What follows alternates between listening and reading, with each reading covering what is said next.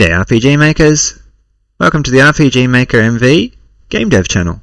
Let's make a game. Welcome back to the RPG Maker MV official tutorial walkthrough series. Let's go with step 6. Start tutorial. Next, do you have the project? Yes. Load up the project. Click game, open. We're going to start the tutorial. Now in the previous step we talked about conditional branching. We're going to learn about a different way to do the checks for that conditional branching. And because we're going to do it a different way, I'm just actually going to keep the old ones and copy them just so we can see the difference. So I'm just going to drag and drop from one location to another. That means I can move her around. I'm going to click on her, Control C, Control V, Control C to Control V, Control C and Control V. That means I can now have two different types of the same event. Okay, we used a switch previously, now we're going to use an item check. So we're going to go on to page 2, which is where our check was, before we use the switch check. So we checked if have potion was on, and turn that off now. And instead of that we're going to click on check item and look for whether you have a potion. And that's just checking straight up your inventory basically.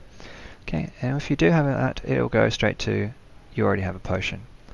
On page 1 we can now remove the control switches, have potion on. So we just click on that, press delete.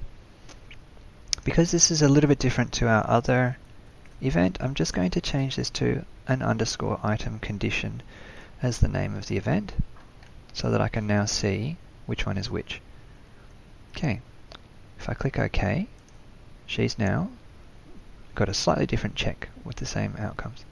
If I double click the judge, I can click on here. Now he's currently looking to see whether it's a have potion switch is on, but we're going to change that. I'm going to click on page 4, click on the item, and that means that now he'll just check straight up to see if you have a potion in your inventory. Click OK. Now the condition is the party possesses a potion. Click next and click OK. Save. And that really is the extent of this tutorial.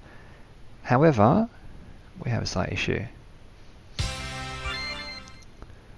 Okay, if we click on her, I'll give you a potion, giving you a potion. The judge says, you have a potion. The boy says, you don't have a potion, even though if we check our items, we can see we do have a potion. And that's because last time in the extended edition, we fixed the little boy because he was broken. So let's fix this as well. So how do we fix the little boy? What he's done is, he's going, you do not have a potion. If there's nothing checked.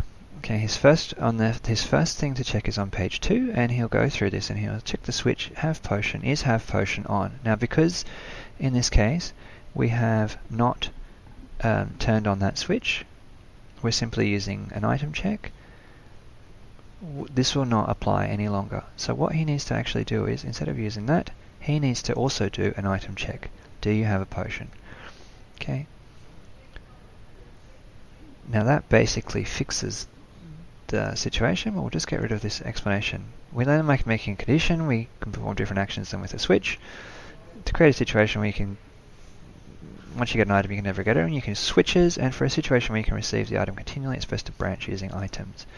Okay, there's lots of different ways to do this, and that's the end of the step 6 tutorial.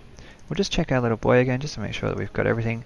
In this case we can see that he still has a control switch check here, and that is not part of this little event series because this is the item check. So we're going to delete that, and we'll just put potion remover item condition. Okay, we'll click OK. So now we've got a potion judge item condition. So we have we have our item condition series of events, and we have our switch condition series. and they use the have potion switch.